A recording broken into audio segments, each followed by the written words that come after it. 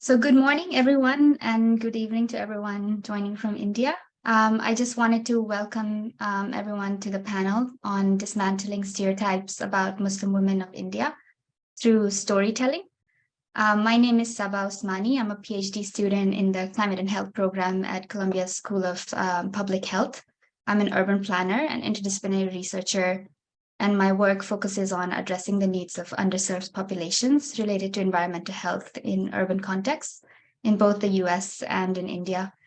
I really want to thank folks joining in early in the morning on a Friday, and as well as those tuning in on a Friday evening, including our panelists. I'm excited to welcome our distinguished panelists today, each of whom brings a very unique perspective to this important conversation. Professor Yasmin Sakya is the founder and director of the Center for Muslim Experience at Arizona State University. Dr. Rakshanda Jalil is a writer, literary historian from New Delhi, and author of But You Don't Look Like a Muslim. And Ms. Zehra Naqvi is an independent journalist from India who focuses on gender issues and is the author of the book, The Reluctant Mother, a memoir detailing her experience of motherhood. I wanted to welcome the three of you to Columbia, although virtually. We wanna let folks know that we'll be monitoring the chat throughout. If there are any questions, feel free to write your question in the chat, and we'll have some time at the end for any Q&A. For folks just joining in, I just want to say that we're going to be monitoring the chat for any questions, so feel free to write your question in the chat. So our discussion today focuses on the role of storytelling to dismantle harmful stereotypes. So stereotypes are a powerful force in shaping our perception of the world around us. They can be based on gender, race, religion, and a host of other identities, and they often have a profound impact on how we interact with others. So this month, India's population estimates surpassed China, making it the most populous country in the world today. While Muslims only make up about 15% of this population, the number of women who identify themselves as Muslim in India is more than 100 million, which is a little less than a third of the total population of the US. They represent a diverse and heterogeneous group spanning ethnicities, languages, and cultural practices. Despite the vast diversity among Muslim women in India, negative stereotypes portraying them as educationally backward and oppressed monolith persists, and they're often propagated by popular culture and the media. I'm a researcher. I believe in data. It's essential, but over the years, I've come to realize that the power of storytelling. In addition to the hard data. People don't think in data, but instead in stories. Storytelling through writing, podcasts, visual media, art, music, captures the imagination is often, the best tool we have in communicating these issues and bringing about important systemic change. People think in stories, people remember stories. So effective and authentic storytelling that highlights uplifting narratives based on the actual lived realities of Muslim women of India are critical to overturn some of these harmful generalizations. And telling diverse and inclusive stories for social change that center marginalized communities like Muslim women help build understanding that, show the complex ways communities experience systems of inequality, while also highlighting the successes and achievements of women. So I was interested in how these stereotypes impact the mindset, specifically of children, and I have written a book titled "The World Is My Oyster." Sorry, let me just mute folks. Which, hold on, let me share my screen.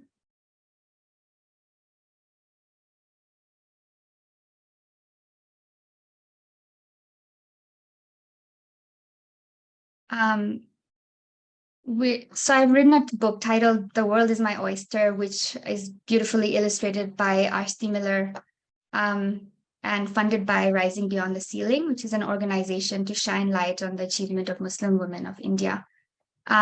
It's a story inspired by modern day Muslim women of India, and it weaves characters that are real life trailblazers and alive today, and introduces children to these women, including a Supreme Court judge from Kerala, as well as a police officer from Himachal Pradesh, or a young boxer, kickboxer from a small town in Kashmir, or an engine driver from Mumbai, Maharashtra. Representation matters, and these stories have a big impact when children can actually relate to the characters that they see. So today we'll be talking to our panelists about their experiences as storytellers, writers, archivists, and journalists who will provide their insights on other ways we can use stories to dismantle some of these harmful stereotypes of Muslim women in India. So first, I just want to introduce our first panelist, Professor Yasmin Sekia, who is on the road doing research in India. So we're very grateful to have you here today. Professor Sekia is a chair in Peace Studies at the Center for Study of Religion and Conflict, and a professor of history in the School of Historical, Philosophical, and Religious Studies at Arizona State University. Her work focuses on the histories of memory and identity, women, war, and peace, histories of pre-modern and contemporary South Asia, and engaging the histories of Islam and Islamic values of peace, including authoring numerous books and articles on these topics. She's also the co-director of the Center for Muslim Experience in the US, conducting transformative research about American Muslim experience. So Dr. Sekia, would be great if you can give us some opening thoughts about this important topic and how it's related to your work. Well, thank you so much. And I think something is echoing, right? Is it okay? Can you hear me? Yeah, okay. We can hear you fine. I just want to thank you, Sarah, and I want to thank my co-panelists for joining in this conversation about Indian Muslim women. And I think we all share the same background. Some of us are in the United States and some of you are in India. But when we talk about Indian Muslim women, I'm a little sometimes confused, and I would take on what you had said, Sarah, about storytelling. And so I'll start to a story, actually. When I was a student at Aligarh Muslim University decades ago, and I remember that when we first went to Aligarh, people had never seen Indian Muslim women like us who did not wear shalwar kameez and did not speak Urdu. We wore trousers, and we came from a missionary convent school background, and we were a group. It was not an individual, we were a group. So it was a little stunning that we were kind of Muslims who didn't speak Urdu and did not wear shalwar kameez. And that stayed with me for a very long time, because the assumption is somehow that Urdu is a language spoken by Muslims, and Muslims, women particularly, wear clothes in a certain way. In India, it was shalwar kameez those days, but today we know it has become the hijab, right? And hijab is the way that people seem to speak their Muslimness in the public world. And when you don't wear the hijab, particularly in America, people are not they don't see you as a Muslim. And again, part of storytelling. Several years ago, a group of students at Arizona State University invited me to speak for a Miladun Nabi event. And I spoke, and people liked what I said, and they were all very passionately engaged with the discussion, particularly on the Prophet, peace be upon him. But then some elderly people came up to me later on, and they said, you know quite a lot about Islam, and we didn't think you would know so much, and it was very nice hearing you, but would you please wear the hijab, so that our students can see you as a Muslim woman, and they would feel proud and will have a role model in the university to see a Muslim professor. So I had to very diplomatically say, my mother, nor my grandmother, nor my great-grandmother wore the hijab. So for me, this is alien culture in Indian Muslim. People wear and people don't wear, and I'm from a community that does not wear the hijab. So for them, this is very foreign. So I've asked myself the question, particularly when you raise this issue about stereotypes and how do we overcome stereotypes? How do you tell the story of this heterogeneous communities of Muslim and particularly Indian Muslim and accept the diversity?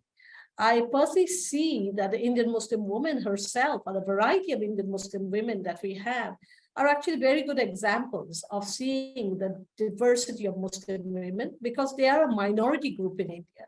And this minority group has maintained a variety of languages and variety of cultures, and yet they have remained Muslim and have lived with a variety of different others, mostly in peace and trying to avoid conflict. So as a minority group, actually, they have quite a lot to say by just being there and the way they live, not the extraordinary women that you are talking about in your book, but the everyday person who lives with, in kind of composite societies and manages to navigate in a very complex world and remains a Muslim and also an Indian. So an Indian Muslim woman, I think, has a lot to contribute. But for the generation of young people like you, I have particularly noticed in the United States that there is an attempt to melt into a Muslim crowd. And there are a lot of young women now, particularly in Arizona, we noticed that the mothers don't wear hijab, but the children are wearing, the girls are wearing hijab because they don't want to be separated from the other Muslim student community. So the Indian Muslim minority identity is disappearing, and something called a homogenous Muslim identity in the US is emerging. And likewise with the language which was my barrier, which I'm not a Urdu speaker, which was my barrier. Now, many of the Urdu-speaking parents actually say that the children don't speak Urdu in America, but they're learning Arabic. And so the greater and greater kind of shift towards a homogenous Muslimness rather than keeping this diversity, which I think in the particular case, India can stand as a very good example, and Indian Muslim women stands as a very good example to uphold that. So I would start with those comments and then pass it on, because I think my time is up. Or do I have a couple more minutes to talk about something? Do let me know. So you do have a couple of minutes, but it's interesting how you point out, some of the stereotypes that we hold within maybe our own communities, and this difference between kind of associating Muslim identity with language or Muslim identity with the visual identity of what a Muslim looks like. And I think it's really important to kind of highlight choice. Yes. And how do we then communicate that?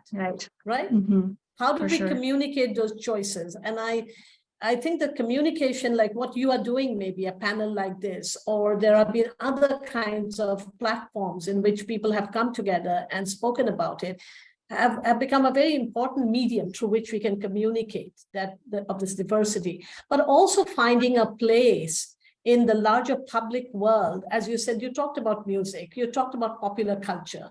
Those are spaces in which I think the Indian Muslim women have to make a dent, particularly in the US, because there's a transplanted culture. It is not part of it. The Indian Muslim is in India. The Indian Muslim transplanted to America, when they melt in this kind of larger Muslim world in which the Indian Muslim is deleted or made, is erased, and something new is emerging, we should be able to talk about it. Why do we feel the need to erase this Indian Muslimness and becomes part of something else?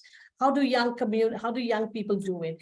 I have in my university, in the Center of Muslim Experience, we have started using undergraduate students to document their own stories and the stories of the parents and the grandparents and the local community, to write and talk about how do they navigate this world between being Muslim, being Indian Muslim, and being American. So let's see what our students will come up with. It's a project that they have just started, and hopefully in fall, we'll have a panel in which we'll be able to discuss this further. Yeah, that's a really great point, and it's really exciting how you're exploring these intersectionalities. Even the Indian Muslim woman herself holds all these different intersectional identities. So moving to the stereotypes of Indian Muslim women in India, I want to introduce Dr. Rakshanda Jalil, who is an award-winning translator, writer, and literary historian based out of New Delhi. She is joining us today from New Delhi. She's published over 25 books and several papers in multiple languages. Among her books include the biography of a Urdu feminist writer, Dr. Rashid Jahan, A Rebel and Her Cause, who was a trailblazer of her time. Dr. Jalil also has a collection of essays on identity, culture, politics, and literature entitled But You Don't Look Like a Muslim. I'd love to learn more about that if you could share. Published by HarperCollins in 2019. She runs an organization called Hindustani Awaz, devoted to the popularization of Hindi Urdu literature and culture. So thank you, Dr. Jalil, for joining us. And I would like to invite you to share your thoughts on this, on your very relevant work and the theme today. Thank you. Thank you, Sabah. You said something in the context of your own book for children. You said representation matters. So let me pick on that. I do want to talk about representation. I want to talk about representation in the workforce, in employment, in where we actually fare very, very badly, I mean, generally, but Muslim women in particular. And also, I want to add the very obvious thing here is that there is a double disadvantage that Muslim women have in India, which is that of being women and being Muslim. The latest case in point is this bizarre film made called Kerala Story, where the filmmakers have come up with an entirely concocted story about 32,000 women being abducted, to spin an entire tale, an entire argument from 32 says for the times that we are living. When I look at I was reading something recently. Sorry to interrupt, from but an your HR audio person who said that my audio is a little bit in and out. I'm not. Sorry. Your audio is a little bit in and out. If it's possible to, if you could turn off your video briefly, and maybe it would work better. Yeah, we could do that. Okay, is this better? Yes, I think so. Yeah. So I was reading a report recently about an HR consultancy that made two identical CVs and put it on LinkedIn and the usual things, one a Muslim woman's name and the other with a Hindu woman's name. The other profile was, the profile details were almost identical.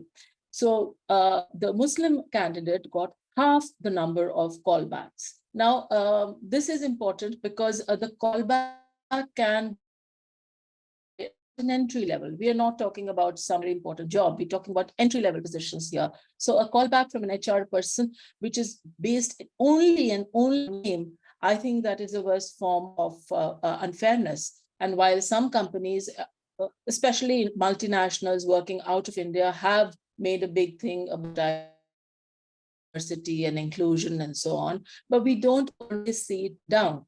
Coming to my own area, which is literature, and I keep an eye out for cinema. So I would say that, all of this actually translates into what we read and what we see on the screen. Why can't we have movies made about a bank manager committing fraud or doing whatever bank managers do, but with a Muslim name? So what I'm asking here is that when we talk of representation, why can't we have Muslims in perfectly normal situations? They can be hijab clad, they can be without hijab. I'm not going to get into hijab right now. I'm only talking about Muslim women, those who have a Muslim name. And what sort of representation do they find in our books, in our fiction, in our cinema, and by extension, our society, and vice versa, because both reflect each other. So why can't we have a story about a cosmopolitan couple in some metropolis in India who happen to have Muslim names and who are doing the usual things that young middle-class people do? It could be anything for that matter. It could be somebody having an affair, somebody committing fraud, somebody doing anything. Why do we reserve a special category of of wickedness for Muslims, which is in the realm of terrorism. We are perfectly happy showing a terrorist as a Muslim, but why can't we show the normalcy of life, which is the everydayness of life through these characters? So let's say you have more representation of people who are teachers, who are doctors, who are lawyers, and these are your central characters in your stories, in your cinema, in your whatever public form of art that you might do. So even the textbooks, why must they show Muslims necessarily as people with a topi or with a beard? The Eid greetings that we have been getting, those animated cards that we've all been getting, they all show Gebaya wearing people clearly from the Middle East. And yet unthinkingly, we are sending it to each other, right? So I'm questioning this stereotype, and I'm questioning a certain kind of Muslim. We look around us and we see people in our neighborhood who are perfectly normal people doing perfectly normal things. Why can't they become characters in our stories, in our cinema, in our whatever form of public art or public outreach that we happen to be doing? So I think this invisibility of Muslims of Muslims of a certain kind being made visible, cold-clad, crochet topi wearing, tehmad wearing Muslims. How many such Muslims do those of us who are educated and who have jobs or who go out and meet similar people, how many such Muslims do we know? Yes, these Muslims also exist, but why are they taken to be representative? Why are they taken to be the monolith that was earlier talked about? There is no such thing as a monolith. Why? Because there is actually no such thing as a monolith for India. Indians are not cut from the same cloth. Why should we expect Muslims to be cut from the same cloth? Right? So I think, Sabah, I'll end here, but at some point, if you want me to come back and talk about this specifically in the context of literature, I could do that. Yeah, certainly. And I think you make some really great points about, lack of diverse representation in the media, and which we see in the US as well. And sometimes this lack of diverse representation can be related to who is invited to the writing table, like who is in the room, who is behind the camera, so to speak, and not only in front of the camera, who is writing the scripts.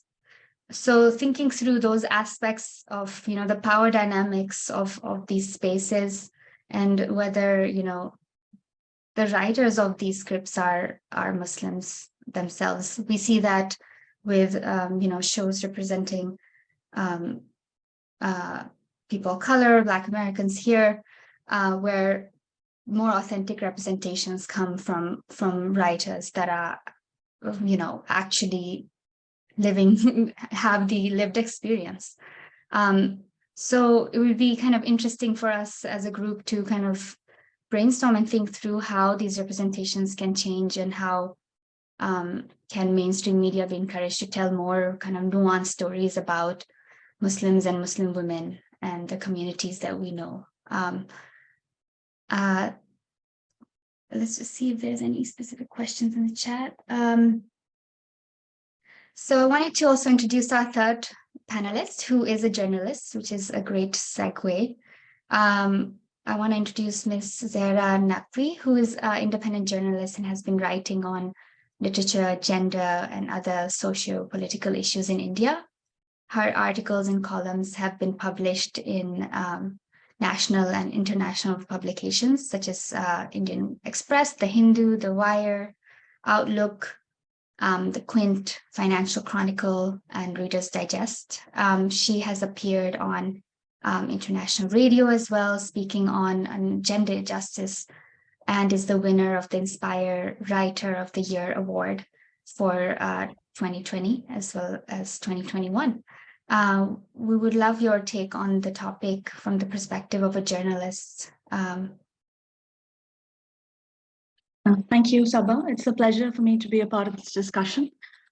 Taking on from what Professor Saikia and Dr. Jalil just mentioned about Muslims not being a homogeneous monolith, that is certainly a very important thing to keep in mind. And I recently offered a masterclass on, active allyship with people from religious minorities.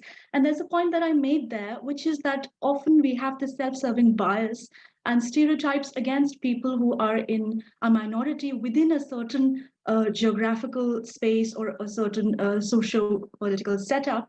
And these stereotypes happen because we have this idea that even though our own community, whichever community you belong to, whichever is in a majority in that particular space or country, let me say, we consider our own communities to be diverse, but we consider the other group to be homogenous. So as we talked about the representations of Muslims in the media, whenever, and of course the negative representations abound far more than the positive ones because of what I would call saleability of crime. And so when we have a Muslim being involved in something that is a criminal activity or an antisocial activity, the assumption is that all of them are the same. It's the same as looking at the Black community, the African community in the United States. And when we look at people from our own community, the majority community who are perhaps involved in antisocial activities or criminal activities, then they're considered to be anomalies. Like these are among the fringe elements, but they don't represent us. But in the community, which is in a minority, whenever someone is involved in an activity, an unsavory activity, they're considered to be representative of the entire community. And that is what happens with Muslim women as well, that the sort of stories of oppression get far more media coverage than the success stories or the stories of achievers. And I'm very happy that, Sabah, you've written a book in which you've talked about the Muslim women achievers. A few years ago, we also had this trend on Twitter in which we were all tweeting about Muslim women and their achievements because someone on national television had said that, Muslim women are just laboring under the burden of, shall I say, triple talaq and all of the issues that are burning issues in India at the moment. So it's very important that positive representations of Muslim women also come in the mainstream media, which is at the very best, it's happening very little. And most of it is from alternative mass media rather than the mainstream media. In this regard, social media, I would say, is a very important tool for women, particularly Muslim women, telling their own stories. And a lot of Muslim women in different sort of professions which are considered not quite so mainstream for Muslim women, such as pilots or police officers or women in the armed forces, they go all out on social media and they talk about their work and they talk about the sort of accomplishments and achievements they've made and the kind of social work they've been doing. And that is an important mode of telling their own stories by Muslim women.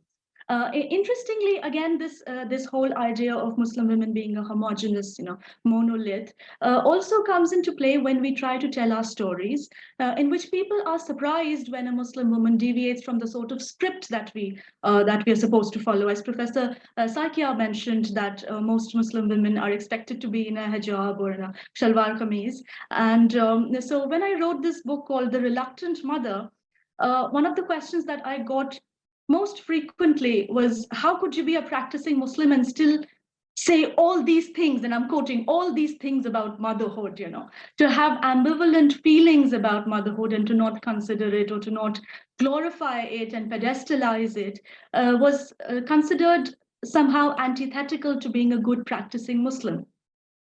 So the idea that a Muslim woman could be as good or as bad or as morally ambiguous or would have shades of gray like anyone else was something that was unthinkable, or at the very least, it was surprising. So as Dr. Jalil mentioned, that the representations of Muslims as normal people are very important.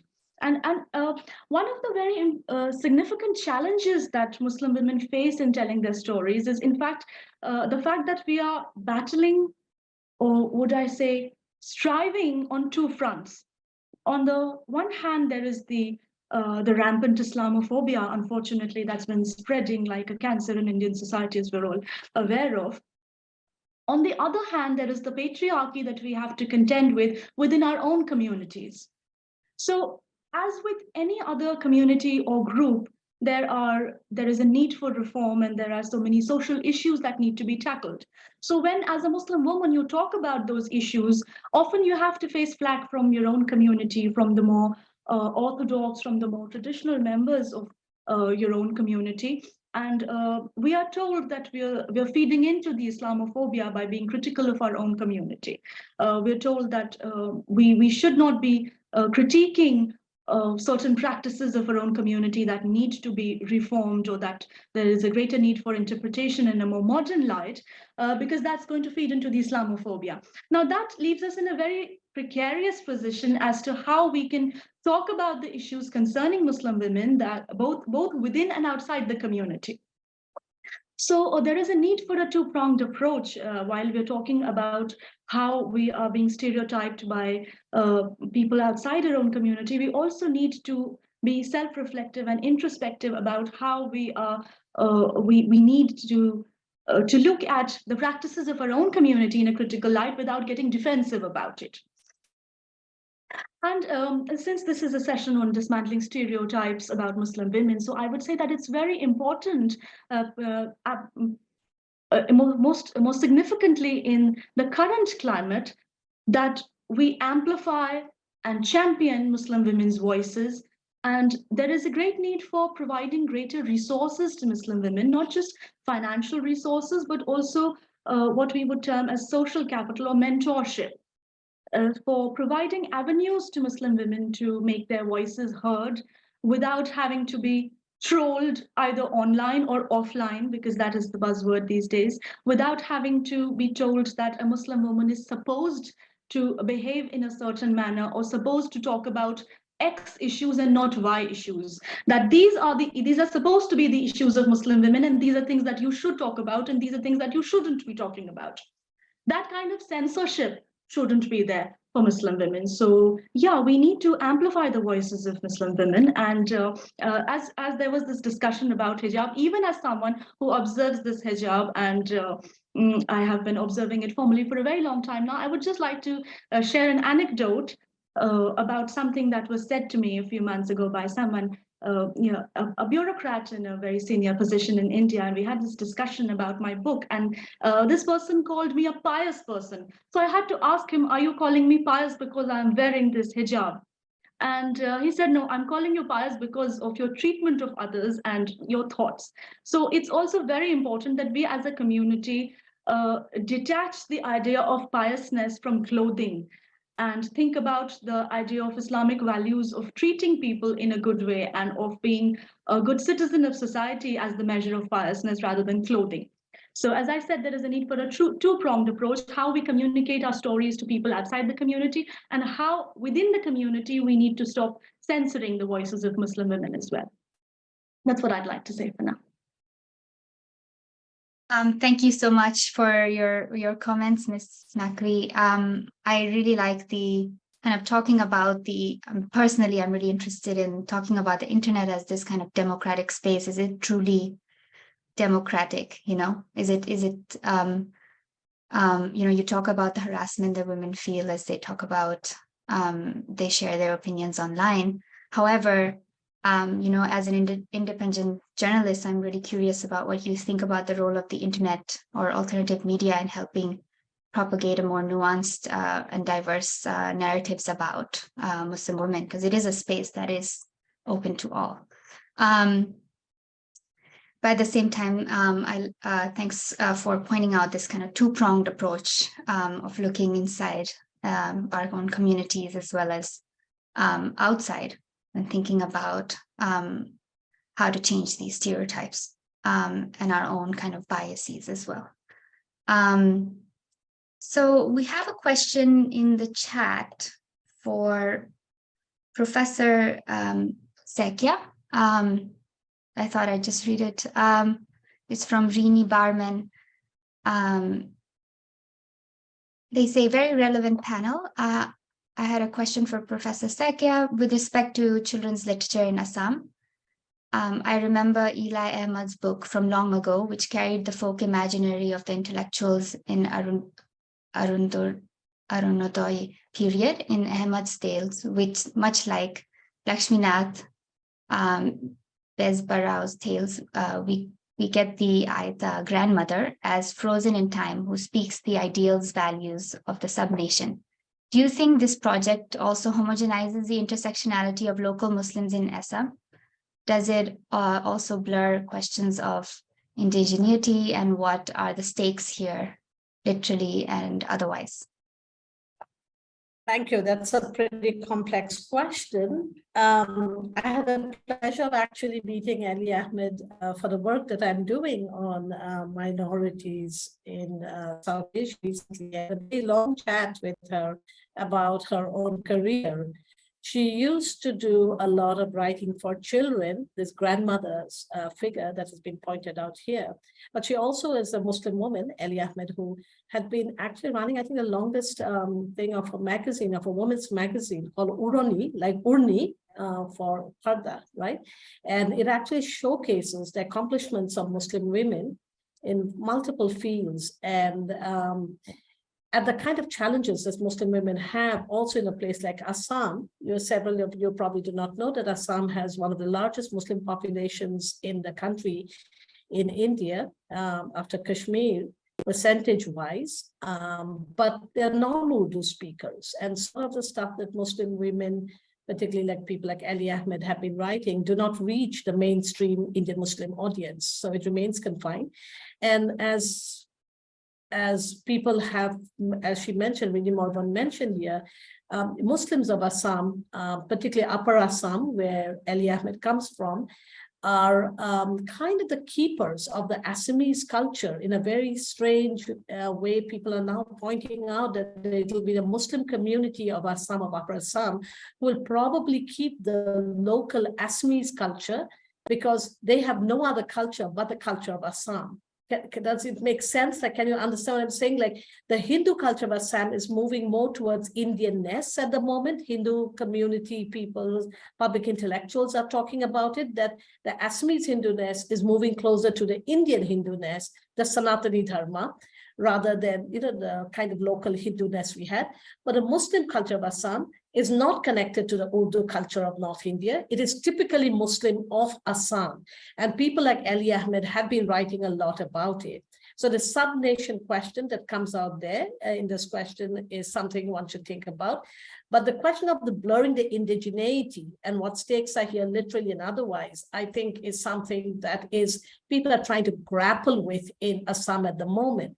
People like Ali Ahmed's work perhaps will not speak to those issues because she comes from a completely different generation where these differences or polarization between communities based on religion, based on attire, based on language, food, and other things were not so pronounced in the public domain in Assam. Now things are getting a little polarized, and of course not for the best. It could get for, it may spiral to certain kinds of not very pleasant social outcomes. So Ali Ahmed's voice is a voice from the past, and it's a kind of an indigenous Muslim voice, which will become rare over time. And so what role can literature play to keep weaving these connections between the different communities, yet keeping the separateness as a Muslim community? Here, separateness does not mean something distinct or being apart. It is finding a place within the society called Assam or larger India or US, and finding the place, not being out of place, and yet being Muslim. That voice has to emerge in literature. And that is a challenge, I think, we have to all face, Muslim women or non-Muslim, and women or men. So there's a lot of blurring that is going on and a lot of distinctions that are being created. The question is, how do we weave them and not create this mosaic that was always there? So the role of Ali Ahmed is worth looking at more carefully, but hasn't been studied as intensely as should be done. Yeah, thank you for that. I will also look into it more. I think I haven't considered kind of the indigenous identity with the Muslim identity, and I think that is an under. We don't see as many narratives of that in the public eye. This is a question kind of for all three of you. Kind of broadly, what are some of the challenges do you think Muslim women face when using kind of different mediums to share their stories? And how can these challenges be addressed? Dr. Jalil, do you want to maybe take a stab at that? Yeah, okay. At the beginning of last year and a few months before that, there were two awful things called Sully buy and bully buy deals. Now, this is the worst form of not just targeting, but, commodifying women, and specifically Muslim women. And we don't need to get into how the word Sully and the origin of it. Essentially, a bunch of Muslim women, especially those who are outspoken or who are active on Twitter, and the cross-section was wide. There was a woman pilot, there were academics, there were teachers, there were people who use social media to generally air their views. So they were targeted in both of these very deeply offensive campaigns. Of course, they were taken down, and some sort of action was also taken, a legal action in the second instance. The point here is that one can either get intimidated and sort of step down, or one can call out. One can call out bigotry. One can make, consciously, while it's deeply upsetting. I was in one of those, and I remember my first sense was outrage. I'm approaching 60, and I do not think of myself any longer that, in this fashion. So it was, horrifying. And I think the younger women were, some of them were traumatized by this. I know we had conversations about this. So I think we need to rise above the trauma. We need to rise above the very concerted attempt to silence voices in whatever manner and whatever degree, and not allow social media to become this toxic space, which it can be. But I think we still need to call out these things and continue doing what we are doing to whatever extent we can. I would add to that, actually. I like what Rakshada is saying about calling out and speaking back and not taking things lying down. But I also would ask the question, are they listening? Do people listen when people actually point out and say, I'm being abused and I don't like this abuse, and I am part of this world. I'm a human being like everybody else. And my community, my parents, my ancestors have contributed a lot to this place. We live together. We have never seen ourselves as separate. Do people really listen when you say that? I think there's a deafness when Muslim women speak. How much are people listening? Rather, they are seen as like, they become defensive, right? That, oh, you're speaking as a Muslim. You don't have a right to speak as a Muslim. You have to speak without being a Muslim, something that you are not. So I think even people have to understand that you cannot speak in the voice of another person. You can only speak in the voice of what your lived is. And accepting that, I think we have a really big challenge. And I'm hoping that young people like you, Sabah, and my students, and students like every one of us share, will be the people who will be able to show how you navigate in the world as not these identity markers and labels, but as a human being that deserves the respect and the dignity that you show to yourself and show to others. That, I think, is a big call. And not everybody has the same opportunity like you to be going to Columbia University or to go to AMU like some of us did. Most people, most Indian Muslim women don't. Are we seeing them? Are we hearing them? Are we understanding the challenges? And what is our role as people sitting in these halls of power to elevate and dignify and provide, not become their voice, but create pathways to allow them to speak and listen to what they're saying?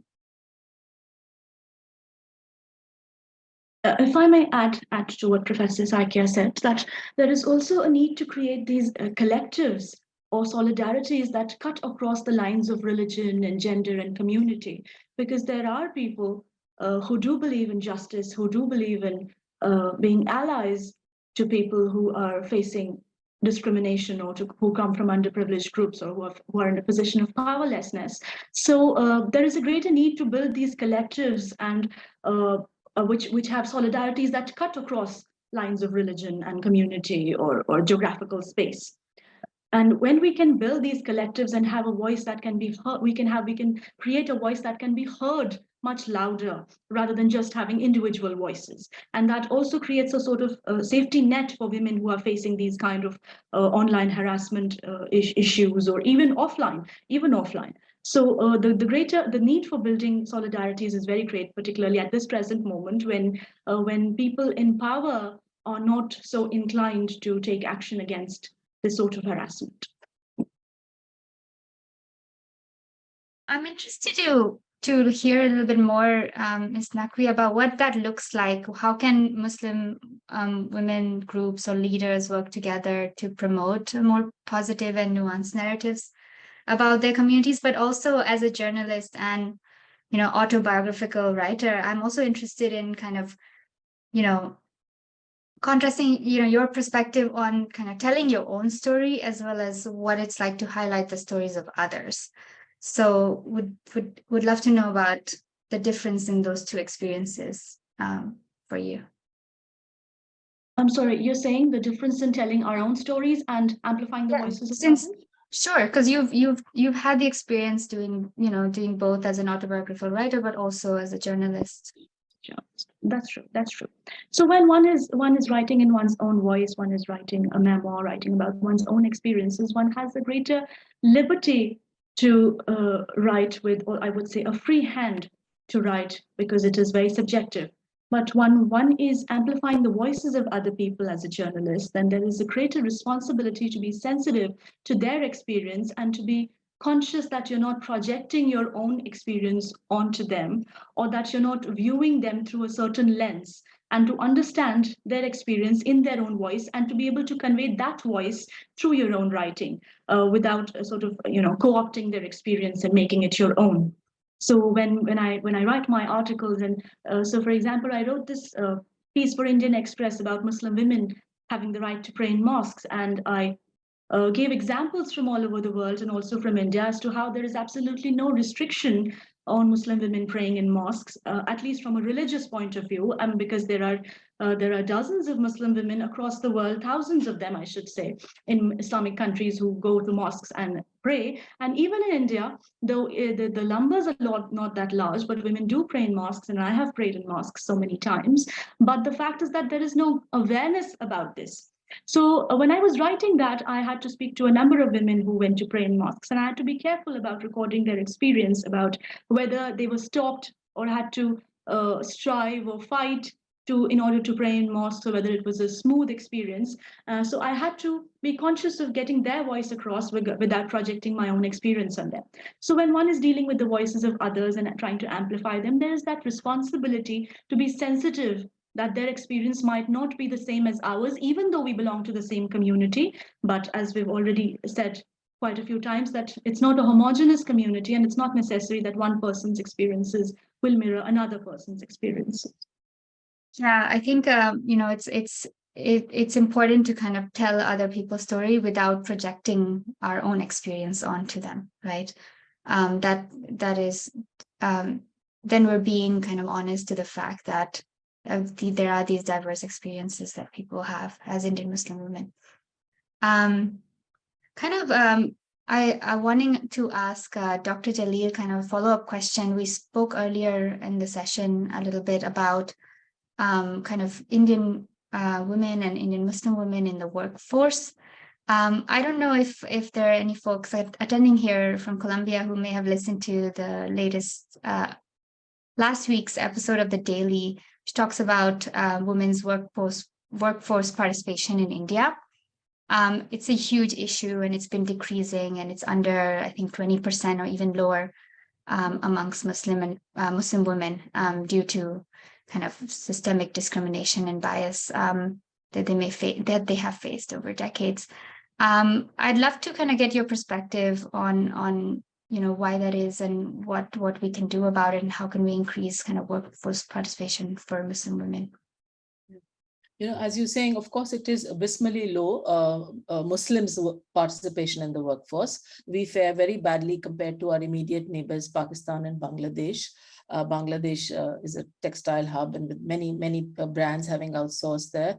the participation and all largely Muslim population is very well represented, especially the women in the workforce. So we can no longer cite the reasons of culture and tradition that we have so far cited, about Muslim women not going out. I think it's something also needs to be thought about, how community leaders have for far too long foisted a certain kind of employment program on Muslim women. It's always job work. It's always job work that can be done from the safety of the home. And this is way below the national average payment to be made, the bare minimum to be paid. So there is, of course, exploitation, but it is in the garb of a benign patriarchy that says we are giving work, Dwar Pe Rozi, and other such programs which say that we're giving employment to the women in the safety of their home. But what kind of employment is there? And how much money do they make? And why is it that we are not? So it is somewhere also linked to literacy. It is somewhere linked to the fact that then they no longer figure in the census reports of the employment figures that we have. So apart from the fact that the money is very meager, that the work conditions are very bad, the 8-hour workday stretches into many, many hours of having to work to earn a living and take care of the house, family, and all of that. So the unemployed sector is not really where we should be focusing on. I think it's the formal sector that we should be looking at. Sabah, in the conversation we were having earlier, we were talking in the context of literature, and I was allow me to bring in a woman writer that I have long admired, Dr. Rashid Jahan. She was a communist. She was a member of the Progressive Writers Association, members of the IPTA, a doctor who had trained at the Lady Hardinge Medical College. In the 1930s, she's writing stories of representation. She's writing stories of a woman traveling in a train compartment, and she witnesses a communal outrage between a Hindu group of travelers and a Muslim group of travelers. And she talks about it from that point of view. The compartment becomes a kind of a microcosm for India. She talks about an encounter between a woman doctor and a prostitute. The only markers of identity, of religious identity, are their names. Both happen to have Muslim names, but one is a doctor and one is a prostitute. I like that normalization that I see in the work of a woman who's writing in the 1930s, and I'm not able to find that kind of normalization today. Here is a woman being a doctor. She's writing about stories about women's reproductive health. She's talking about and this is all in fiction. This is all in very tautly constructed short stories. You see, this is not didactic fiction. This is just plain simple storytelling. And she's talking about, as a woman doctor, she has entry into the zanana and the kind of conversations she hears about men dumping older women, older wives in order to marry younger women, and how women go to get their internal parts fixed. Now, these are things that have not featured in our fiction. Forget Urdu fiction. I don't think they really feature in the fiction being written in India in the 1930s. It takes a doctor to come along and write about it in a very normal way. So the word normal, I like to keep using again and again, is precisely what we need in our discourse today. Yes, we talk about triple talaq. Yes, we talk about the Kashmir issue, all of which we talk about hijab, especially in the context of Karnataka matter, which is still dragging in the courts, all of which are important. But I want to also flag the normalcy of life, which somehow needs to come into our narrative. And the narrative, which has so longer been commandeered to go in one direction, I think needs to be wrenched back towards a kind of normalcy. So here I'm just making a plea for normalcy, for averageness, which is yes, peculiar to Muslim women, because as I said, they have a double disadvantage. But yeah, there will be so much common ground between the lives or disenfranchised lives of Muslim women and others from lower socioeconomic strata. Yeah, I think,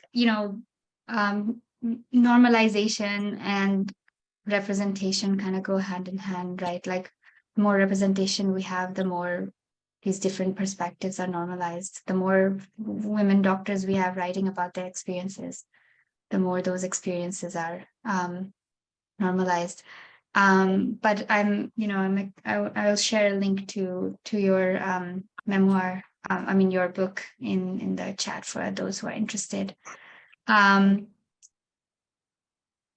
back to Professor Sekia, I was interested in kind of the impetus for setting up the Center for Muslim Experience in the US, and what you see the role of that center being in terms of kind of archiving these different experiences, as well as doing research related to the identities of Muslim people in the US.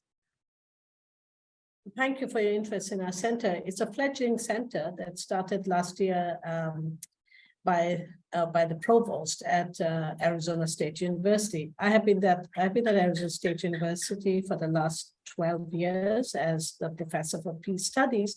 And when I first went to Arizona, I was shocked that there was a lot of discussion about Muslims. Okay, this was in 2010. And there was a lot of discussion about Muslims, but there were no Muslims talking about Muslims. But Muslims were the, elephant in the room.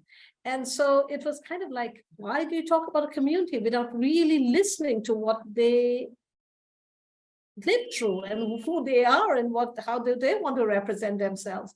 And so this thing stayed with me, and we continued to do a lot of work on people's peace, and we developed a trilogy of books on people's peace. And as I was finishing that last book, I became more aware that there is no need to simply keep looking for stories outside of the US to talk about conflict and problems and how people solve problems.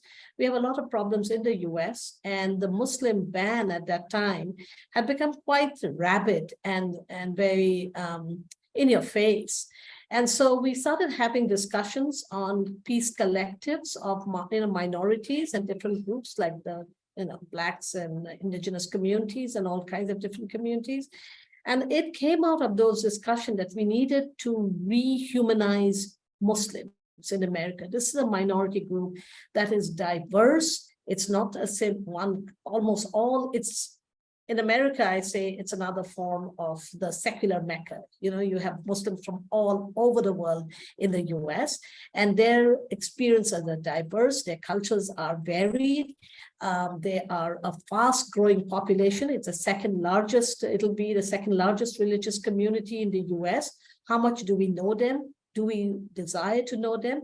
And along with just knowing them, do we also see what they are contributing to America? So the center's work is precisely, the mission of center is to see this long story of Muslim in America. They didn't arrive yesterday. They're not simply just immigrants and refugees. They have been there in America since America was started, in a way, because nearly 30% of the Black population that they had brought to America is Muslim.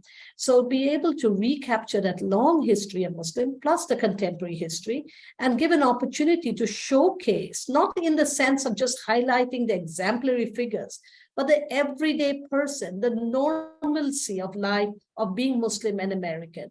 It is a category that is unique to America. The Muslim American is a unique category that is formed by, as I said, diversity of people. And we needed a center like this to pull together and do research on the experience. We are paying attention on experience. What does it feel to be an American and a Muslim? Whether you're from Sudan, or you are from Syria, or you're from India, or you're from Myanmar, or any other place, Australia or UK or wherever. But when you come to the US, what is it about the US that gives shape to a certain kind of Muslim who can then speak about this diversity and this heterogeneous Muslim? So the thing is to pay attention to people and what people have contributed and create a history and see where we can take this thing forward to engage a wider audience, Muslim and non-Muslims, to think about building new communities of inclusion, which is the American dream, has always been how to make America more inclusive and equal. So Muslim actually puts that challenge forward and says, here is a project now. Let's see how America in the 21st century can create new inclusive communities and live that ideal of this heterogeneity and diversity as its American ideal, right, or ideal and aspiration. So the center's work is really that, and to provide both voice to the older generations of people where they're before us and have contributed to America, and to give the newer generation of people a space to articulate what it means to be an American Muslim.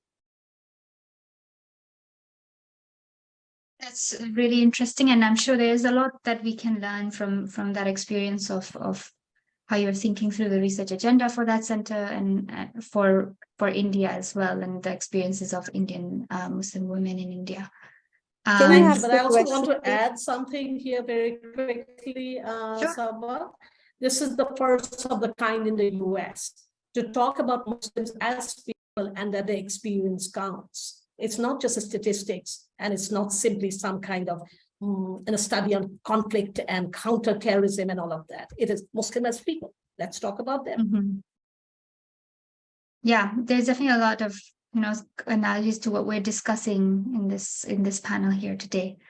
I guess this is a question for all three of you, whoever wants to answer, but I was thinking through kind of how can non-Muslims and allies kind of support Muslim women and the challenges of this negative stereotype. What are some avenues where they can use storytelling?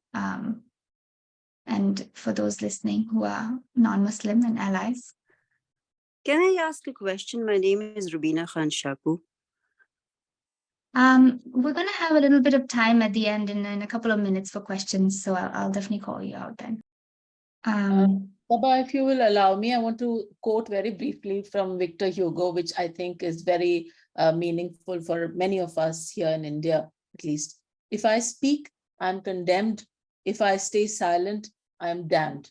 And I think this is what is happening to many of our liberal friends around us. There is a hesitancy about speaking up. I'm not saying in everybody, but in a great many people, especially in times of crisis, when you expect that solidarity, when you expect a voice of sanity to speak up, when you expect somebody to drop in and say, okay, this is wrong and bad, but I'm here for whatever it's worth, that the number of those people are dwindling, and that is worrying.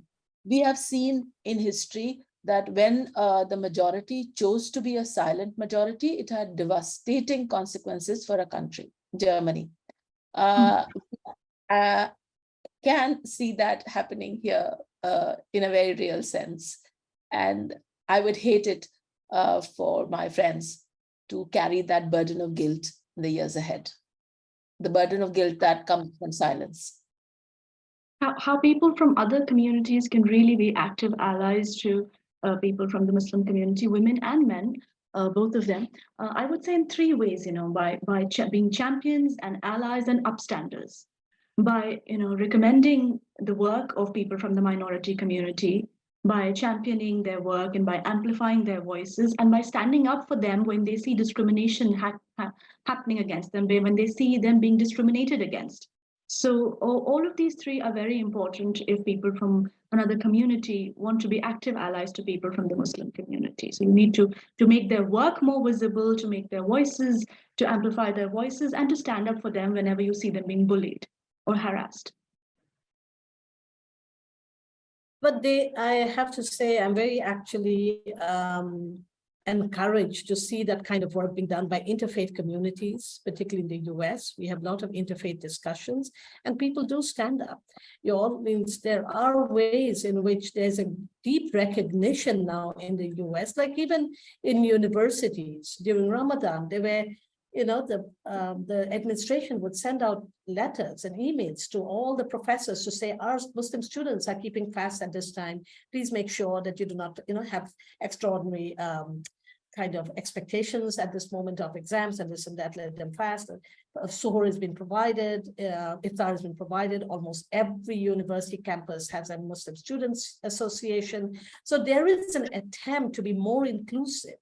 And of course, a place like Arizona, where we at ASU, our charter is, we measure ourselves by who we include, not who we exclude. So we look at ourselves as a very inclusive community, and we must use those kind of ideals as a way of building, as you said earlier, Zahra, solidarities with many other groups. It's not like we should sit and wait for others to just speak on our behalf. We must also put out a hand of saying, we want to work with you, right? It's only then that the give and take, that, as I said, being in place together and working together is very important. It's not simply looking for a dependent relationship that somebody will speak on our behalf, right?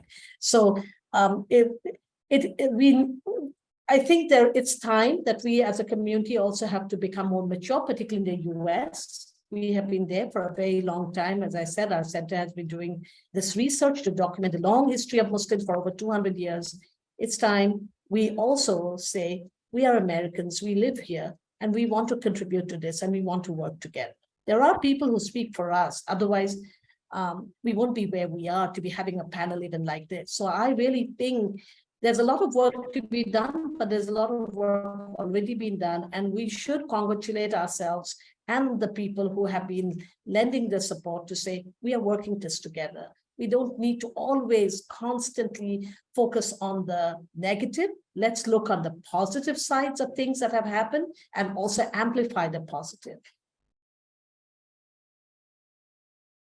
Speaking of amplification, I thought that we could ask a question related to kind of any powerful written piece or piece of media or podcast or even art that you would recommend. I think if all three of you, if there is something that maybe the audience can, some recommendations, suggestions for the audience to explore that you think are good examples of how we're changing these stereotypes. So if there's any kind of books that you would recommend. Yeah, something that comes. I'm sorry. I'm so sorry, Zahra. Please go ahead. Please go ahead. Please go ahead. No, I was just saying, I just remembered something I had read recently about this Indian Muslim woman who had raised 2 non-Muslims children and have provided them, I think they were Hindu children, right? That she raised them on her own, and she's a Muslim mother. That's a great story. It really says about religious diversity, and at the same time, although Zahra said the ambivalence of maternal feelings, although there is a great story of how a woman can be a pathbreaker in bringing 2 communities together in this particularly troubled times that you see in India. Sorry, Zahra. Sorry, what's the name of the story? I think it's called some Indian woman who raises 2 Hindu children. I think I read it on BBC News report, and I'll send it to you. Let me look it up while you guys are talking. Sorry, and I'll send it to you on the chat box.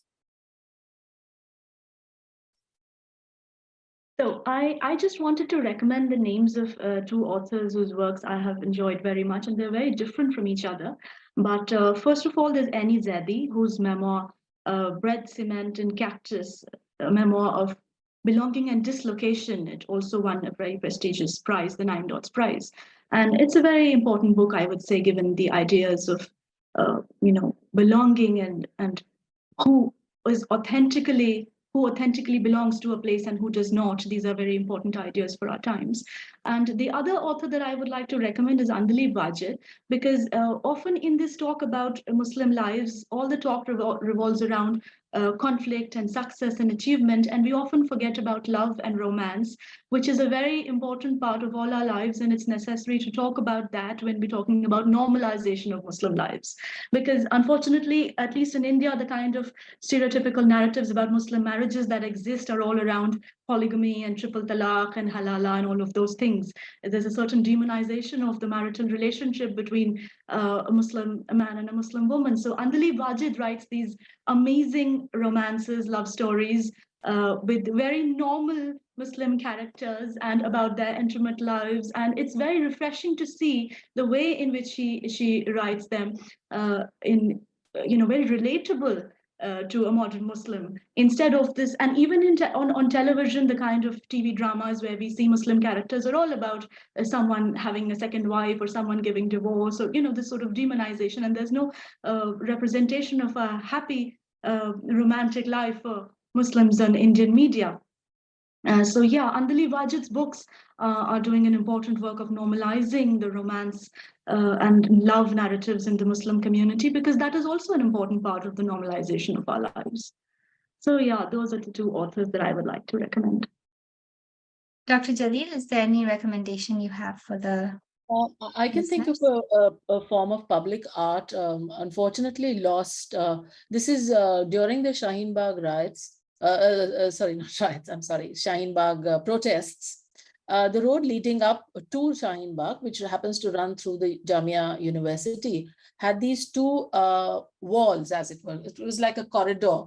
And there was the walls on either side had been painted by people off the street. So it was a public art in the truest sense of the word. It was street art in every sense of the word. So there were just, some of them were maybe artists with some degree of training. Others were just people who wanted to express their feelings. And let me add that there were both Muslim and non-Muslim who felt worried and anxious about the state of the nation and whatever was happening around them. This is in the months immediately before the lockdown and immediately before our lives were upended by COVID. So the kind of art that sprang up on those walls was interesting, and people just came, and it grew very organically. Of course, during the lockdown, it was whitewashed and it was effaced forever. But what exists in people's memory, what exists in people's cell phones, and what people, took from moving cars as they happen to pass by, or from moving buses, I think that is stored somewhere in the years ahead. I think that's going to be a very valuable archive of a lived reality, of anxieties, of hope, of all sorts of feelings coming from literally people off the street. So I hope people who have taken those photographs would at some point think of putting them together, because they represent the hopes and aspirations of Indians. for those recommendations? I'll definitely look into it, including photographs if I can find them. I think we had an audience question, so I think we can open it up for any questions in the audience. If you have a question, you can put it in the chat, or I can also unmute you, I think. Yes, I wanted to ask Okay. a question, especially in the context of Indian subcontinent, like as Rakshanda said, that Muslim women are at a disadvantage because of two things. First of all, they are women. Second is they are Muslims. And as a journalist, I was working with NDTV, and I was a foot soldier over there for a donkey years. And my whole experience has been that the third disadvantage, to a great extent, was also the religion that they practiced. For I want to ask Rakshanda that what is her take when people, like the language that is written, especially in the media, like Sarah Wasim, a wonderful actress who got a national award for one of the films, left the film industry because it was haram, and she left for Islam. This was the language, this was the headline. Then the second actress who left the film industry was Sana Khan. And again, the language was that she left this world for Islam. So the dichotomy that a Muslim woman faces in India all the time, most of the time, is that what is she doing? Is it halal? Is it allowed by the religion or not? Then there's a group of hijabi girls who formed a rock band in Kashmir, and they had to disband because there was a huge backlash against them for doing something un-Islamic. So there's a lot of, so what is normal for a Muslim woman in India? What is it like a Muslim, and this was also raised by Professor Sekya. I'm from Bihar. I had a habit of wearing a bindi, but I was also a practicing Muslim. But when I came into, a larger Muslim context, I always stood out because people said, I'm not Muslim enough because I wear a bindi. So, the homogenization. So all the time, there's so many questions of identity that a Muslim woman faces in the Indian subcontinent. How do we normalize it? What message are we sending to the girls that if they want to be an actor, it is un-Islamic, it is haram, and that when she leaves that industry for the world of Islam, that she's a good girl, that she's doing the right thing. So there's so many conflicts on how, and let me tell you, all the three incidents when especially when the rock band, girl band disbanded themselves, it was only Umar Abdullah, the lone Muslim voice, who supported, who urged them, who was requesting them to come back. A lot of non-Muslims people wrote and came in their support. But there was a lack of silence on the part of the Muslim intellectuals, and especially the Muslim women. Now, I barely saw any voice supporting them. So in this kind of context, how do we urge, or how do we support our young Muslim girls to dream big, to break the fold, and to come out? Thank you. I don't think there can be a high moral ground to normalcy. What is normal for you may not be normal for me, and vice versa. So I don't think we need to take a high moral ground or to approach it from a yardstick of religiosity, because we all understand religion differently. And by wearing a hijab, we don't become more Muslim. By not wearing it, we don't become less Muslim. I think Islam is inside you. I'm reminded of something Zehra said at the launch of my book, But You Don't Look Like a Muslim. This was a collection of essays, and we took the title as the title of the book because the publishers thought it was a very catchy title. Now, as it happens, it was a large hall, and as it happens, Zehra was the only person wearing a hijab in the audience. And there was a very sort of fiery question and answer happening. And Javed Akhtar Saab was one of the panelists. And as expected, it was a very provocative discussion. Now, my own position is that it's a question of choice. I need to make this clear here. I'm not for it. I'm not against it. I don't wear it. I am a practicing Muslim, and it does not in any way come in the way, not wearing a hijab, in no way comes in the way of my understanding of my being a Muslim. But as I said, it's a personal choice. Zehra stood up, and I laud her courage for this. While all of this is happening, she stands up and she says, but what happens when you do look like us? And she left that audience stumped, because you see, we were all talking from some point of view as though this makes us superior. And that is the problem with the liberal position. You see, this is not about right and wrong. This is not about superiority and inferiority. I think it's a matter of choice. And we need to respect that choice. The Kashmiri actor that you mentioned, she chose to quit acting because she wanted to do something else. It's her choice. Whether she chose to do it for religious reasons, that too is her choice. You choose not to drink because you have fatty liver disease, that's your choice. You choose to stop drinking because you think it's haram in Islam, that is your choice. Both ways it's a choice. Why does one choice become more legitimate than the other? Choosing to leave drinking because you have a liver disease is okay, but choosing to leave it, then people come up to you at a party, say, "Arey, ek sip le lo." So these are choices that need to be respected. I think that is the only way of seeing this. I think we have another question in the chat, but this is an interesting discussion on choice and if when we talk about, for example, something like workplace representation, if we see groups of women choosing to leave, then there may be something else happening at the systemic level that we also need to think about. Yeah. So it's sometimes it's hard to differentiate between the individual choice and like system level dynamics that may be taking. Systemic fault, it needs to be addressed. If it is a personal choice, I think it needs to be left at that. Yeah, we have a question sorry, go ahead. Yeah, so in fact, I totally understand what Ms. Rubina Khan, she was the one who asked the question, right? What she wants to say, I totally understand what she means is that there is this sort of social pressure to adhere to a certain kind of interpretation of Islam. So if a person is, and everyone is on a different journey regarding how far they wish to, or in what way they wish to practice their religion. And it might be that you are at a certain position in your journey where you wish to practice your religion in a more, and I use this in quotes, in a more liberal way, or you want to practice this in a more orthodox way. And what seems orthodox or liberal to one person would seem different to another. But social pressure does exist, and it cannot be denied that there is always, as you said, with the rock band, or even Sania Mirza has had to face a lot of flack for the sort of sportwear that she wears and when she plays when she plays tennis and all of that. So there is this backlash, which is what I was talking about in the beginning, that there is this backlash from the patriarchal set up within the community as well, and that really needs to be addressed. And then there is a need for a reformation and reinterpretation of so many things about religion. But at the same time, there is also this backlash from people, as Dr. Jalil rightly mentioned, that this moral high ground of being liberal, and that a woman in a hijab will be denied employment opportunities simply because she's wearing that.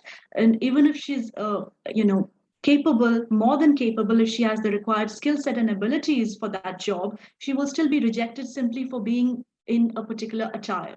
So it's not that this just happens from one side, it happens on both sides. And this is why we're sort of caught in that trap, in which either it's one side that is creating a pressure on you, or the other side.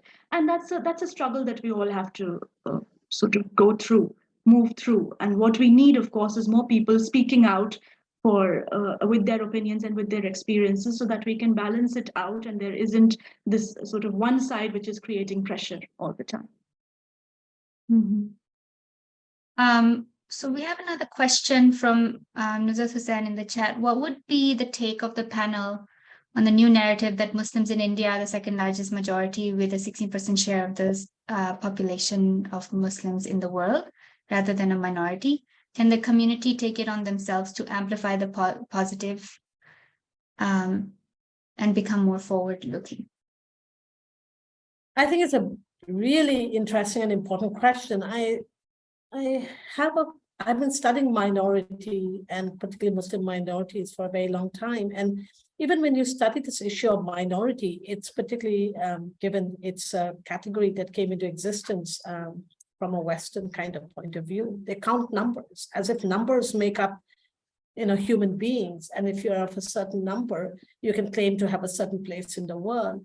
And so now that Muslims are considered, Indian Muslims are considered to be actually a large group, and not just minority in the sense of minorityness, but a kind of formidable number group, and what they can do and the positive things. It's good. I'm not saying that's not an important thing to take into consideration. But I have been working in the ground, and I have spent huge amounts of time with extremely poor, disempowered, totally neglected Muslim women. And I'm right now working with some of them who are living on the edge of life. And I feel a sense of immorality, that we who have so much power have done nothing. And and I'm talking about in Assam, I'm talking about in Bangladesh as recently, it's a huge number. And when you're talking numbers, and yet we have not provided any opportunities, and we keep blaming and blaming. It's not enough. They have so much, they're so resilient, they're so incredibly beautiful, some of these people. All they need to know and understand is we treat them and believe that they're human beings, not Muslim or Hindu or Christian or some, just human beings. Even that is not given, nor are we able to reach out and make that clear. So I don't know what we'll do with numbers unless we really take this into consideration, that what we're talking about, this huge numbers of people that are talking about, do not have the opportunities that you and I do. And how do we create opportunities? We can only move forward only if we create opportunities. Otherwise, we have a lot of positive things to talk about them, because they are living an inhuman life. They are humans living an inhuman life. And that, I think, is a story worth telling to begin with, that how do we re-dignify the human being? And then we move forward. That part, I'm probably not able to articulate enough. I'm just at the moment sitting right in a place like that, where I'm surrounded by people, where I do not know what I can do. All I can do is spend all my day just listening and listening and listening to them. So what comes out of it, I don't know. But it's not enough to just throw numbers here and this and say, oh, we are so big, so we are very powerful. We have to create power. Does anyone else have any questions? I'd like to pick up the point I made earlier about labor force representation and works. In my childhood, there was a slogan, each one, teach one. Now, today I'm on a kind of a mission, I must say, and this is not so much about teaching, but it is about helping people find jobs, of helping people I know, those who are the most disenfranchised, those who are at the fringes of society. It could be the cobbler who sits in front of my mother's house, or the old sabziwala who used to come to our house to give sabzi on a cart. People who have just fallen through the cracks of the system. We don't have a welfare state, so there's no one to pick up people like that. Maybe they themselves or their children or others who don't have access to the usual forums where they come to know about jobs. I want to help people like this get jobs in whatever suits their capability and education and abilities. It could be a receptionist in a dentist clinic. It could be a salesperson. It could be somebody with any typing skills as a data entry operator. I think more Muslims in particular need to come out of that disorganized informal sector where we've traditionally seen them of a certain socioeconomic status, which is, car repair shops, auto repair, Xerox machines, butchers, apprentices, dhaba workers, apprentices, people like that. I think if we were to help people find employment and help people among our own social circle use whatever social capital, social currency we might have, to utilize that to help people get jobs, persuade people that it's okay to keep a Muslim as a driver. He's not going to take 3 hours on every Friday to go for his namaz. It's all right if you give him 1 hour, he will do his namaz, he'll come back. Help people get over the notions they have in their head. They don't want to keep a Muslim to do inside work because of various reasons. So you help people get over those. So I think we need to help people find more jobs. The sharp poverty that we see around us, the helpless poverty that we see around us, the fact that all of these Beti Badhao schemes are not reaching a certain section of the community. I live in Delhi, where this government claims to have free education, for the girl child. But how many people know about it? How many people are able to access it? How many people are able to fill the forms to go into those schools? How many people where even if the school fee is waived by the school, you still need a certain amount of money to pay for your books or your whatever, stationery. So help is needed. If we were to sort of reach out in tangible ways. And I'm not talking about zakat money. Most Muslims think they have given X amount of money for zakat and they are done for the entire year. I'm not going there at all. I'm not linking this to religion. I'm linking it to just humanitarian aid that is needed by a community that is at the moment very, very marginalized. So I think we all need to use whatever social capital we have to help this lot, which does not know how to access things that are actually available, which the government has schemes. All those Beti Padhao schemes are somehow not trickling down to this section. I mean, how do you expect an illiterate sabziwala to know about these government schemes and to make sure that his daughter gets it? How do you expect a widowed woman in Delhi to know about the widow's pension that the government gives, regardless of religion, by the way? So the idea is to make this knowledge that you and I might have accessible to these people who cannot reach it.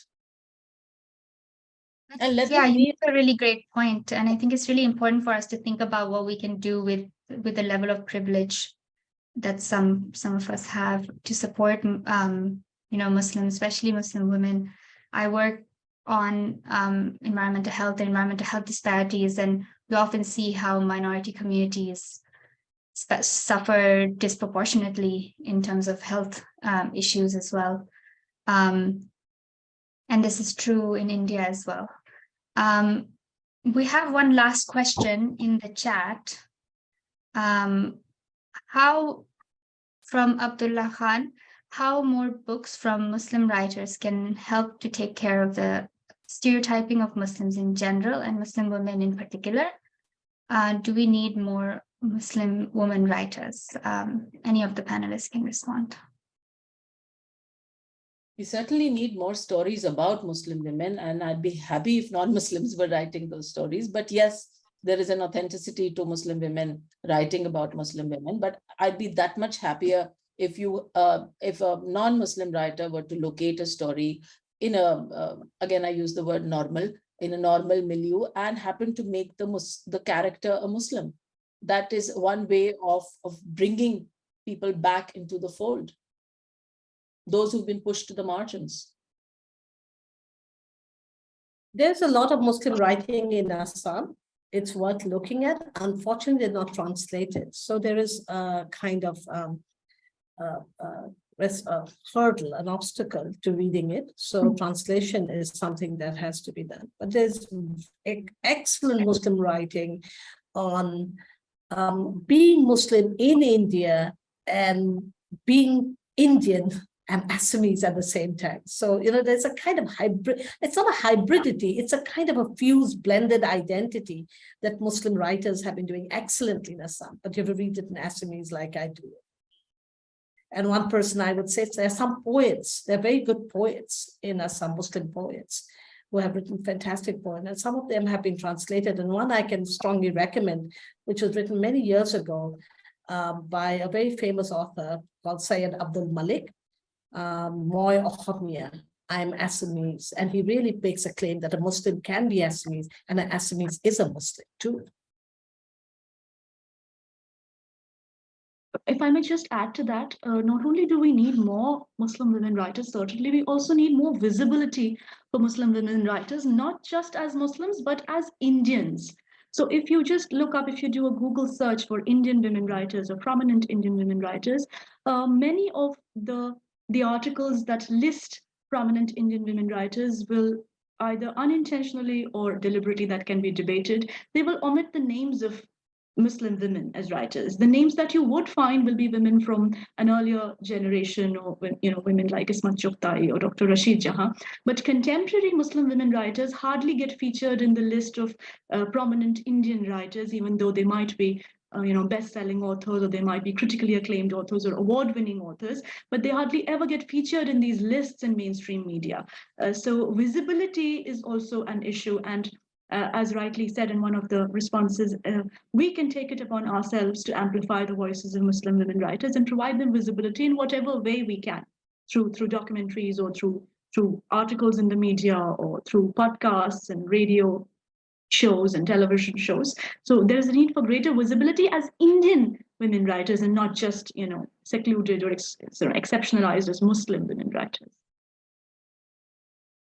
Yeah, that's a great point. So I think we're at time, and I just want to thank, if you don't have any more questions, I want to take a moment to thank all three of you for joining today. And, I've learned a lot. I'm sure the attendees have learned a lot in terms of, all these different intersectional identities and diversity amongst Indian Muslim women. And, we have, we've discussed literature, we've discussed the arts, we've discussed the role of women in society, we've discussed workplace representation. So the conversation today has really shed light on all these different issues and how effective storytelling can help to dismantle some of these stereotypes that don't represent but harm Indian Muslim women. And I really want to thank you for that. And it was really nice to meet all three of you as well. And thank you for your valuable insights. Thank you very much, Sabah. Thank you, Thank you Sabah. so much. Pleasure to participate in this discussion. And thank you, Professor Sakya and Dr. Jalil. It's very enlightening to listen to your views. Bye-bye. Enjoyed it very much. Take care. Assalamu alaikum.